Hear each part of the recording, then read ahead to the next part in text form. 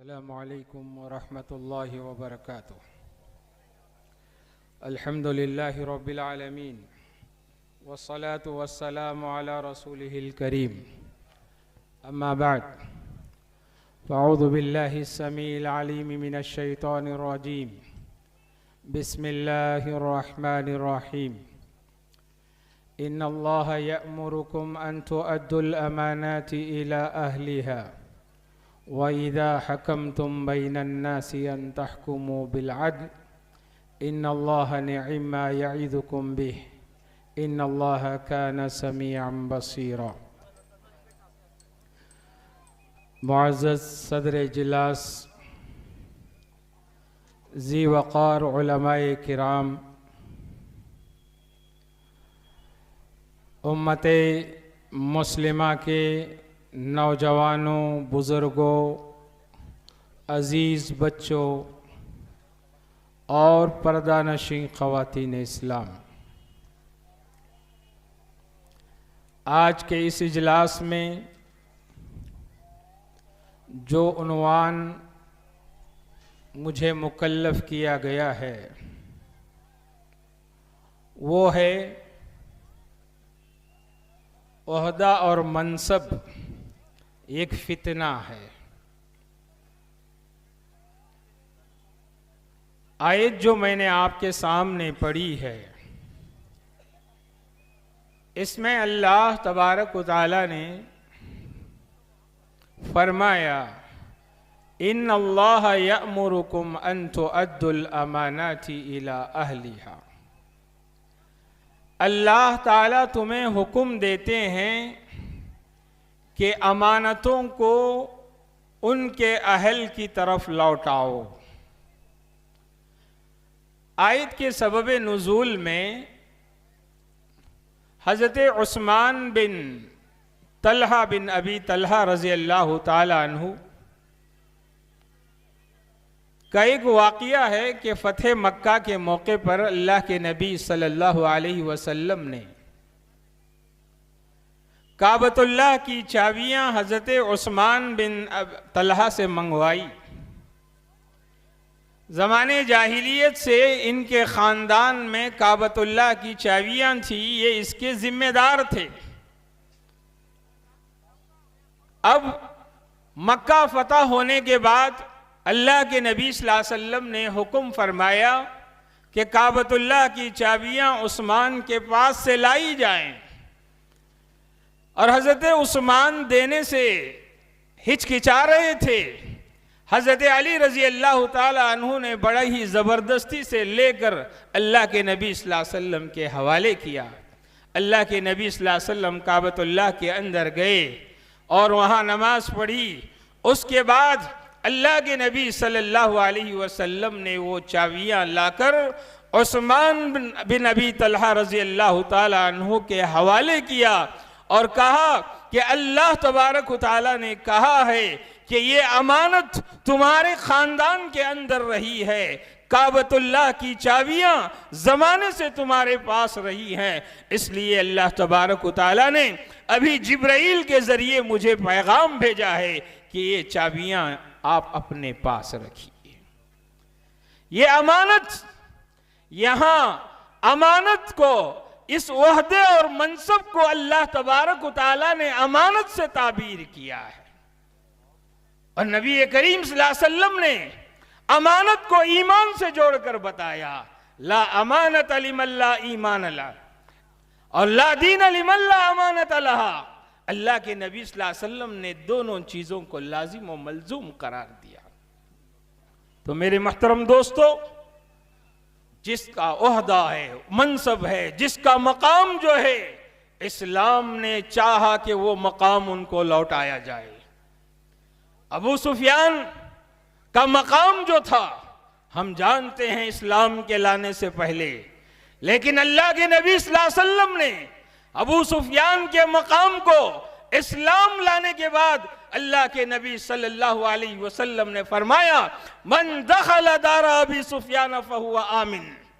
काबतुल्लाह के अंदर जो दाखिल होगा उसे अमान थी, लेकिन अल्लाह के नबी ने कहा आज अबू सुफियान के घर में जो दाखिल होगा उसे काबतुल्लाह की हुर्मत हासिल है। ये वहदा और मनसब, ये अमानतें अल्लाह के नबी सल्लल्लाहु अलैहि वसल्लम ने उनको उनका मकाम दिलाया। मेरे मोहतरम दोस्तों, आज ओहदा और मनसब हर कोई चाहता है, हर किसी की ख्वाहिश है कि मैं एक जिम्मेदार बनूं, मैं एक ओहदेदार बनूं। हर आदमी की ये चाहत और ख्वाहिश, आरजू और तमन्ना है, अपने दिल में है, बजा है। लेकिन ये और बात है कि वो अपनी जिम्मेदारी निभाने का अहल है या वो अहल ना है।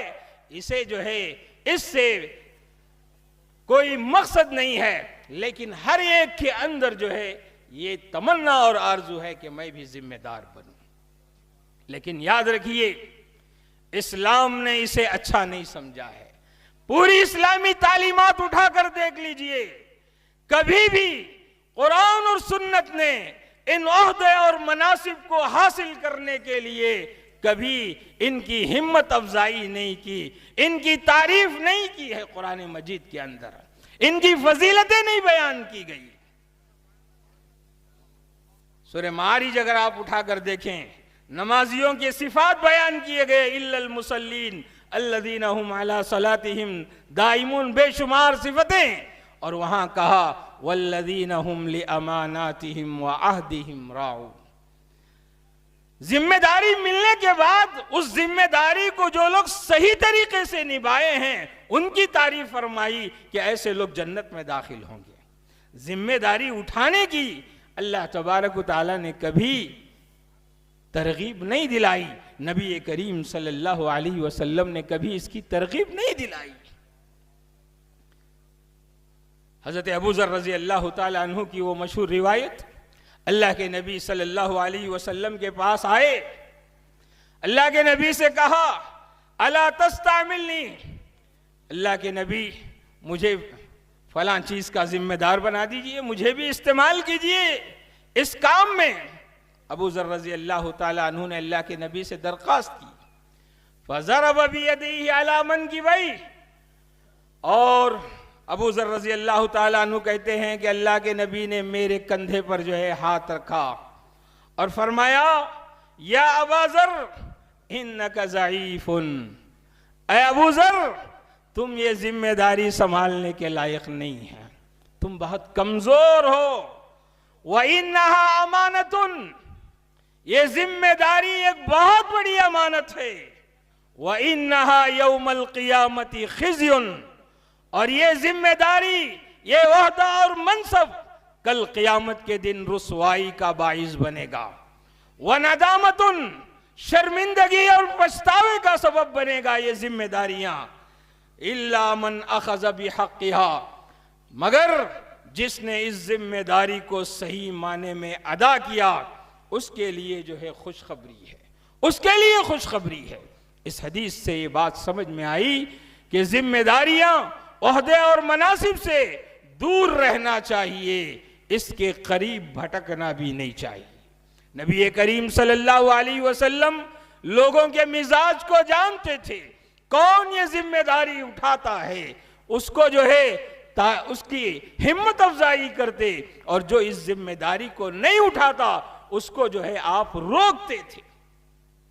अबू ज़र के अंदर ये कमजोरी आपने देखी रजी अल्लाह अन्हु, इसलिए अबू ज़र से कहा अय अबू ज़र, अगर तुम्हें दो आदमियों पर भी जिम्मेदार बनाया जाए तो तुम जिम्मेदार नहीं बनना, तुम दो आदमी पर भी जिम्मेदार नहीं बनना, क्योंकि तुम्हारे अंदर वो चीज जिम्मेदारी को संभालने की मैं नहीं देखता हूं।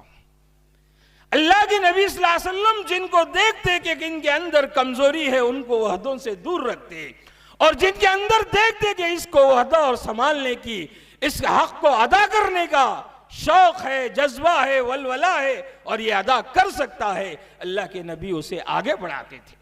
अबू बकर सिद्दीक रजी अल्लाह तआला अन्हु के अंदर ये खूबी देखी आपने, इसीलिए अल्लाह के नबी सल्लल्लाहु अलैहि वसल्लम ने अपने मुसल्ले पर खड़ा कर दिया और बता दिया उम्मत को कि मेरे बाद अगर कोई खलीफा बन सकता है तो वो अबू बकर सिद्दीक रजी अल्लाह तआला।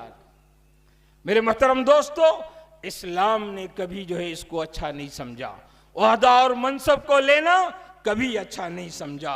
अल्लाह के नबी सल्लल्लाहु अलैहि वसल्लम ने यह भी फरमाया कि जो लोग ओहदा और मनसब को लेने के बाद उसे अच्छे तरीके से अदा करते हैं, तो ऐसे लोगों के लिए तारीफ फरमाई। अल्लाह के नबी ने कहा, इन्नल मुक़सितीना अला मनाबिरिम मिन नूर, कल क़यामत के दिन नूर के मेंबरों पर होंगे।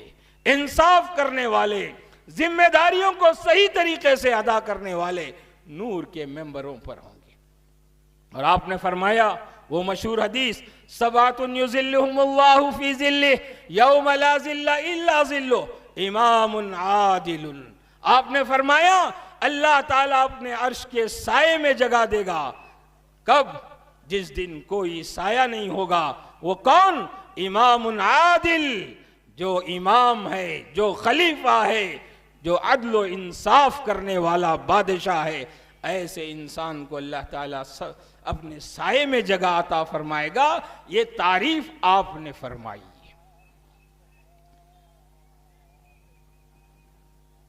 और हजरत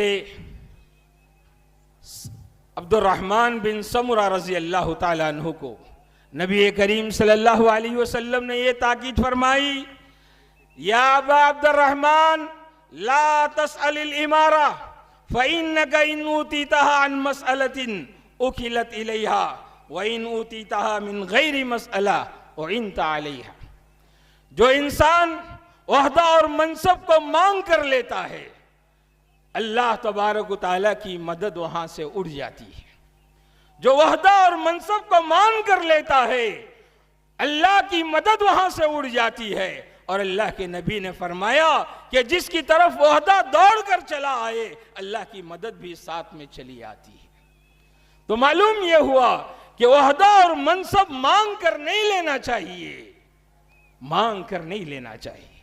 और आज उम्मत का हाल यह बना है, उम्मत का हाल यह बना है कि ओहदा और मनसब की लालच, हिर्स और हवस, आगे बढ़ने का ये जज्बा ऐसा कि हमने शरीयत की सारी हदों को पामाल करके रखा है।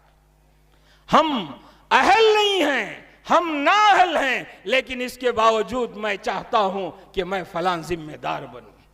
उसके मकासद क्या हैं, उसका लाए अमल क्या है, हमको आगे काम करना क्या है, इन सारी चीजों से जो है हमके कोई वाकिफियत नहीं है। लेकिन फिर भी मैं चाहता हूं कि मैं जिम्मेदार बनूं, मैं मस्जिद का सदर बनूं, मैं मस्जिद का सेक्रेटरी बनूं, मैं जमीयत का नाजिम बनूं, मैं जमीयत और जमात का जिम्मेदार बनूं। लेकिन उसके सामने वाज़ेह नुकूश नहीं है कि हमको जमीयत का जिम्मेदार बनना है, तो इसके बाद क्या क्या काम मेरे जिम्मे हैं उसे नहीं मालूम। मस्जिद का सेक्रेटरी बन रहा है, लेकिन सेक्रेटरी के फराइज क्या हैं वो अपने फराइज से वाकिफ नहीं है। ऐसा इंसान कहां से जो है अपनी जिम्मेदारियां अदा कर सकता है। मेरे मोहतरम दोस्तों, शरीयत ने कभी इसको अच्छा नहीं समझा कि इसको आगे बढ़कर लिया जाए। लेकिन अगर अल्लाह की जानिब से ये वहदा किसी को मिलता है, तो ऐसी सूरत में उस वहदे को लिया जा सकता है। और बसा औकात हालात ऐसे बन जाते हैं कि वहदे को मांग कर लेने की भी जरूरत पड़ जाती है। ऐसा वहदे को मांग कर लेने की भी जरूरत पड़ जाती है जब आदमी ये देखे कि सब लोग जो है नाअहल हैं, वहां कोई ऐसा आदमी नहीं है कि अगर जो है वो जिम्मेदारी नाअहलों की तरफ चले जाए तो तबाही और बर्बादी आ जाए। इसलिए ऐसी सूरत में अगर कोई ये समझ रहा है कि मैं ये जिम्मेदारी बहुस्न को भी अंजाम दे सकता हूं, तो आगे बढ़कर जिम्मेदारी लेना चाहिए।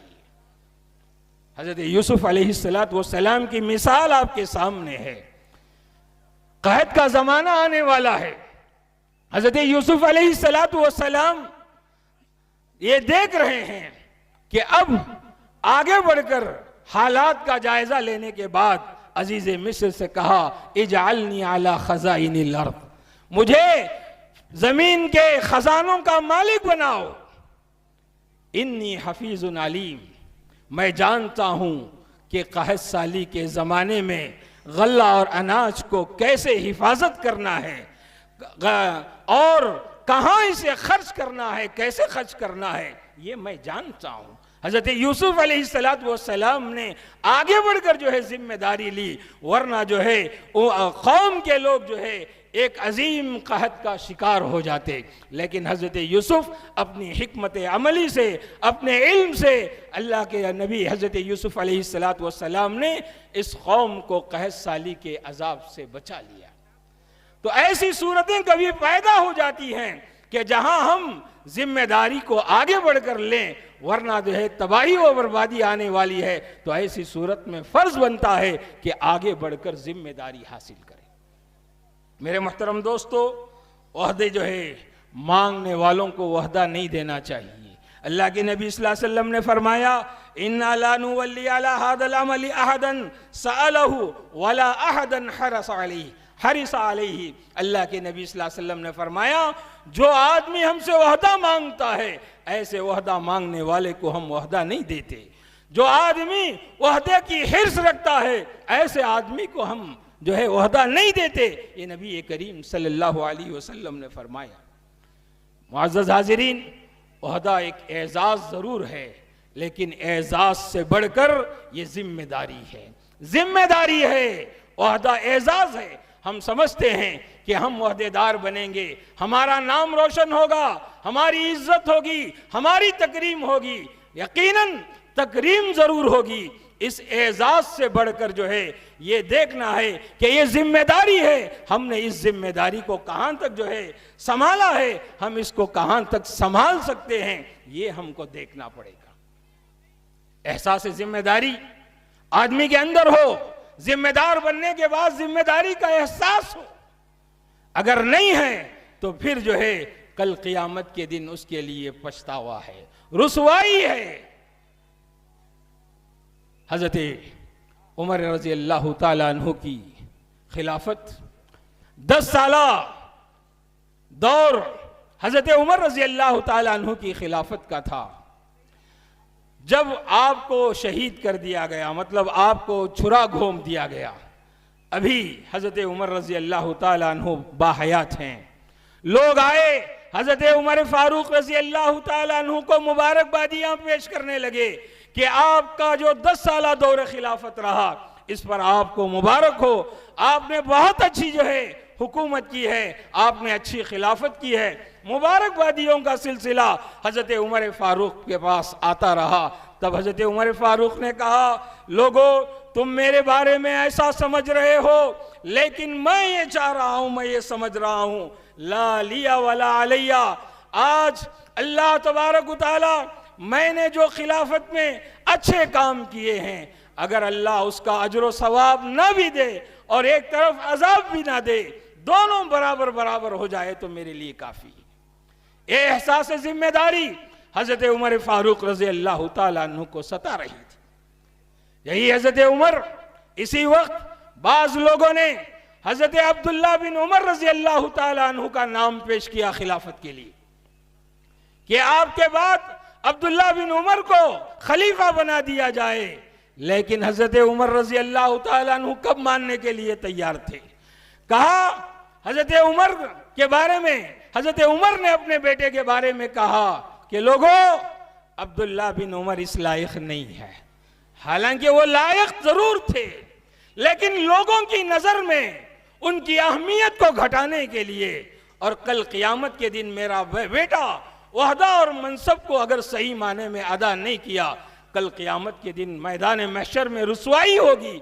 इसलिए अपने बेटे को बचाने के लिए हजरत उमर रजी अल्लाह ताला अन्हु ने कहा कि जिसे तलाक देने का तरीका नहीं मालूम है, वो हुकूमत की बागडोर क्या संभालेगा।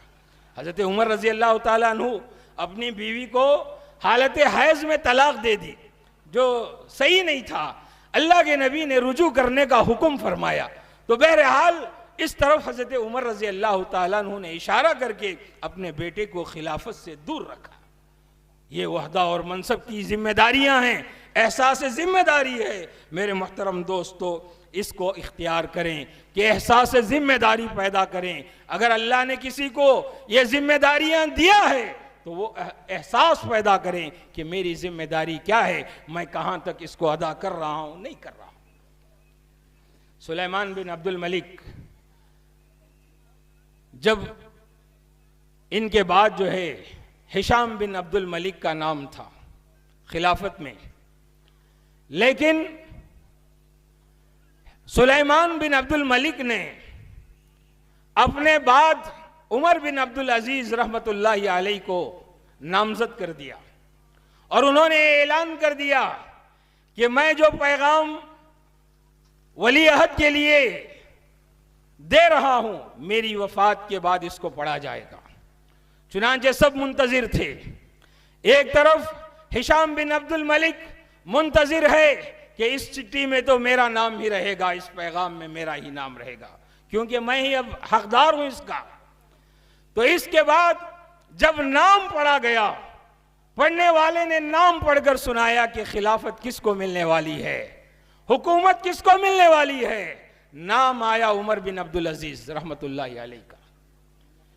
मस्जिद के एक कोने से इधर उमर बिन अब्दुल अजीज इन्ना लिल्लाह पढ़ रहे हैं और उधर हिशाम बिन अब्दुल मलिक उस मस्जिद के कोने से इन्ना लिल्लाह पढ़ रहा है। दोनों का सोच देखो, यहां हुकूमत पाकर इन्ना लिल्लाह पढ़ रहे हैं उमर बिन अब्दुल अजीज, और उधर हिशाम बिन अब्दुल मलिक हुकूमत को खोकर इन्ना लिल्लाह पढ़ रहा है। ये अंदाज, ये एहसास जिम्मेदारी इसको कहते हैं कि उमर बिन अब्दुल अजीज को अपनी जिम्मेदारी का एहसास था कि इतना बड़ा बारे गिरा मैं कैसे उठा सकता हूं। तो मेरे मोहतरम दोस्तों, ये एहसास जिम्मेदारी हमारे सलफ़ सालिहीन के अंदर थी।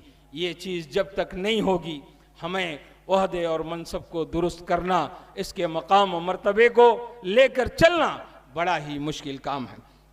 इस माहौल में आप देखिए, इन तालीमात की रोशनी में आज हम कहाँ खड़े हैं, हमारा माहौल किधर जा रहा है, हम ओहदा और मनसब के कितने हरीस हैं, कितने लालची हैं, कितनी जो है हम इसके हिर्स और इस ओहदे को हासिल करने के लिए कहाँ तक हमारी दौड़ है। आप ज़रा अंदाज़ा लगा लीजिए। हमारी मस्जिद की कमेटियों को देख लीजिए, हमारी मदारिस की कमेटियों को देख लीजिए, हमारी जमीयत और जमातों की कमेटियों को देख लीजिए, कैसे जो है ओहदों की दौड़ में लगे हुए हैं। मेरे मोहतरम दोस्तों, ये ओहदे और मनसब अगर किसी इंसान के अंदर आते हैं तो कुछ चीज़ें ऐसी उसके अंदर पाई जाती हैं, गुरूर और तकब्बुर। सबसे पहली चीज़, ओहदा पाने के बाद इंसान जो है गुरूर और तकब्बुर का शिकार होता है।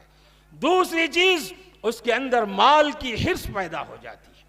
ओहदा पाने के बाद इंसान के अंदर गुरूर और तकब्बुर खुद ब खुद आ जाता है और फिर माल की हिर्स पैदा हो जाती है। आप देख लीजिए, जितने ओहदेदार हैं, ओहदे पर आने से पहले इनके पास इनकी माली हालत क्या थी, आप अंदाजा लगा लीजिए। ओहदों पर आने से पहले इनकी हालत क्या थी और आज ओहदों पर आने के बाद इनकी माली हालत क्या है, उसका आप अंदाजा लगा लीजिए।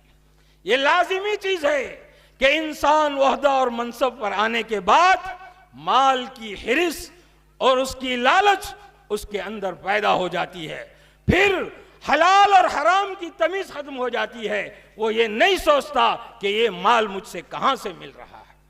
मदारिस के जिम्मेदार, आप नजर दौड़ा लीजिए, मैं नहीं बोलना चाहता, मदारिस के जिम्मेदारों को, जमीयत और जमात के जिम्मेदारों को और जो आम ओहदेदार हैं, चाहे वो दुनियावी ओहदे हों, चाहे वो उखरवी दीनी ओहदे हों, सबकी नजर आप उन पर दौड़ा लीजिए। जब वो ओहदों पर आए थे उनके पास कुछ नहीं था। आज वो स्कूलों और कॉलेजों के मालिक बने बैठे हैं जिनके पास कुछ भी नहीं था। लेकिन क्यों? ये क्या है? ये ओहदा और मनसब पर आने के बाद माल की हिरिस है, माल की हिरिस है। और ओहदे पर आने के बाद ओहदों से चिमटे रहने की ख्वाहिश पैदा हो जाती है। ओहदे को छोड़ना नहीं चाहता, इसका मजा, इसका लुत्फ ऐसा लग जाता है कि वो कभी ओहदों को छोड़ना पसंद नहीं करता। इसीलिए इमाम बुखारी रहमतुल्लाहि अलैहि ने ओहदों के बाब में इस हदीस को लाए हैं, नेमतिल मुर्दिया व बेसतिल फातिमा। दूध पिलाने वाली क्या ही अच्छी है और दूध छुड़ाने वाली क्या बुरी है। क्या मतलब? दूध की माँ जब बच्चे को दूध पिलाती है, बच्चे को जो लज्जत मिलती है, उसके बाद बच्चा माँ का दूध छोड़ना नहीं चाहता। बिल्कुल ऐसे ही ओहदों की लज्जत अगर लग जाए तो आदमी ओहदों को छोड़ना नहीं चाहता। इसके लिए कत्लो गारतगिरी करनी पड़े, कत्लो गारतगिरी तक कर देता है। तारीख इस्लाम गवाह है कि बेटा बाप को कत्ल किया है ओहदे की खातिर, बाप बेटे को कत्ल किया है ओहदे की खातिर। और ये चीज हम आज भी अपने आंखों के सामने देखते हैं। ओहदों के लिए लोगों ने क्या नहीं किया। जमीयत और जमात के इंतखाबात में सारे हुदूद को तोड़ा गया, सारी हदों को पार किया गया। जिस दस्तूर की आड़ में लोग जिम्मेदार बनते हैं, उस दस्तूर की धज्जियां उड़ाई गई। दस्तूर की धज्जियां उड़े, कोई बात नहीं, क्योंकि दस्तूर शरीयत नहीं है, लेकिन शरीयत की भी धज्जियां उड़ाई गई हैं। शरीयत के उसूलों को पामाल किया गया है। ओहदा और मनसब को लेने के लिए जिन लोगों ने वोटिंग की है, वो लोग भी अपनी जगह जिम्मेदार हैं। गलत वोटिंग की है, गलत लोगों को जो है चुना है, गलत लोगों को आगे बढ़ाया है, झूठ का सहारा लिया है, मक्र फरेब किया है, दज्जल किया है। ऐसी सूरत में ये सारी जमीयत, सारे वो लोग इसके जिम्मेदार बनेंगे जिन्होंने गलत लोगों को मुंतखब किया। मेरे मोहतरम दोस्तों, गलत लोगों को इनका इंतखाब करना गोया कल क़यामत के दिन अल्लाह के सामने मैदान महशर में खड़े होकर जवाब देना है। लिकुल्लि गादिरिन लिवाउन, हर एक के सामने झंडा होगा। कौन कौन जो है अदल व इंसाफ किया है पहचाना जाएगा, उसके झंडे से पहचाना जाएगा कि ये नाइंसाफ आदमी है, ये दुनिया में नाइंसाफी करने वाला है। मेरे मोहतरम दोस्तों, ये चीज़ें आज हमारे साथ हो रही हैं।